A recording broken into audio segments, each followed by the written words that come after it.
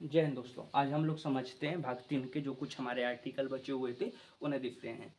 जैसे हम लोगों ने 12 से स्टार्ट किया था, तो 12, 13, 14, 15, 16, 17, 18, 19, 20, 21, 22 यह हम यहाँ तक देख चुके हैं। अब आज हम देखते हैं 23, 24, 25, 26, 27, 28। ठीक है, इसमें हमें स्वतंत्रता का अधिकार दिया गया है। तो हम देखते हैं शोषण के विरुद्ध अधिकार।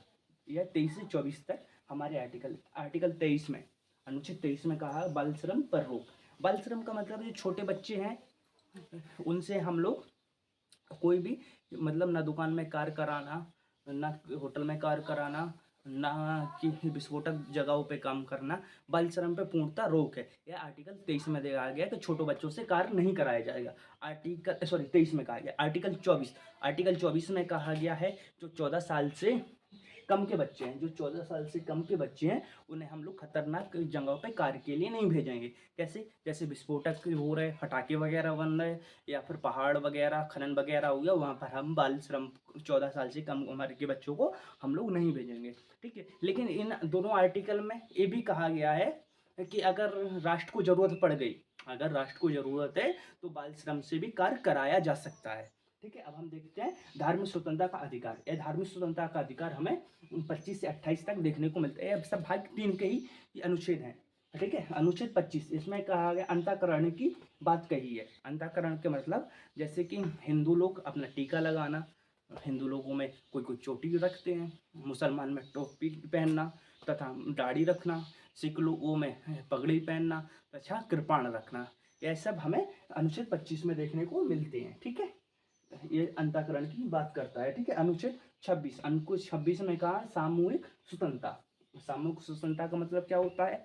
जैसे हमारे मुसलमान भाई लोग शुक्रवार को रोड पे बैठ के नमाज पढ़ते हैं मस्जिद के बाहर, क्योंकि मस्जिद में कहीं कहीं हमें देखने को मिलता है जगह नहीं रहती, तो मस्जिद के बाहर रोड पे बैठ के वो लोग नमाज पढ़ते हैं। जैसे हम लोगों का नवरात्रि हो गया, गणेश उत्सव हो गया, शिवाजी उत्सव हो गया, नवरात्रि नवमी हो गया, हनुमान जयंती वगैरह हो गया, इन सब में हम लोग पंडाल वगैरह अपने रोड पे लगा सकते हैं। सरकारी जगह पे पंडाल लगाने की हमें अनुमति मिल जाती है। यह आर्टिकल हमारे आर्टिकल 26 में कहा गया है। ठीक है, आर्टिकल 27, अनुच्छेद 27, इसमें सरकारी धार्मिक पैसे इस पर टैक्स नहीं। इसमें कहा गया जो सरकार जो वो टैक्स लेती है वह धार्मिक पैसे पर टैक्स नहीं लेगी। जैसे जो किसी ने दान वगैरह दे दिया, किसी ने दान वगैरह दिया है मंदिरों में, मस्जिदों में, गुरुद्वारों में, उस पर सरकार टैक्स नहीं लेगी, उस पर टैक्स मुक्त पैसा रहता है वो।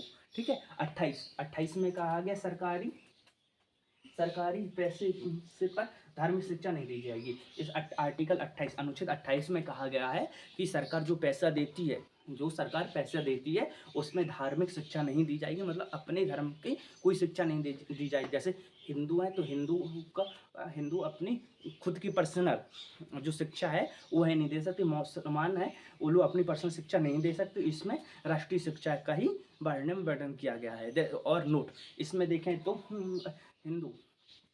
हिंदू हो गया चाहे मुसलमान हो गया, जैसे हिंदुओं में बोलते हैं कि संस्कृत हमारी भाषा है, नहीं, संस्कृत एक ओनली भाषा है, उसे मुसलमान भी पढ़ सकते हैं और हिंदू सिख ईसाई कोई भी पढ़ सकता है। जैसे उर्दू कोई किसी की इस्लामिक भाषा नहीं है, उर्दू एक भाषा है, उसे कोई भी पढ़ सकता है। ठीक है, यह आर्टिकल हमारे भाग 3 के। अब भाग 3 में कुछ आर्टिकल और बचे हैं, हम उन्हें अगली क्लास में देखेंगे। जय हिंद दोस्तों।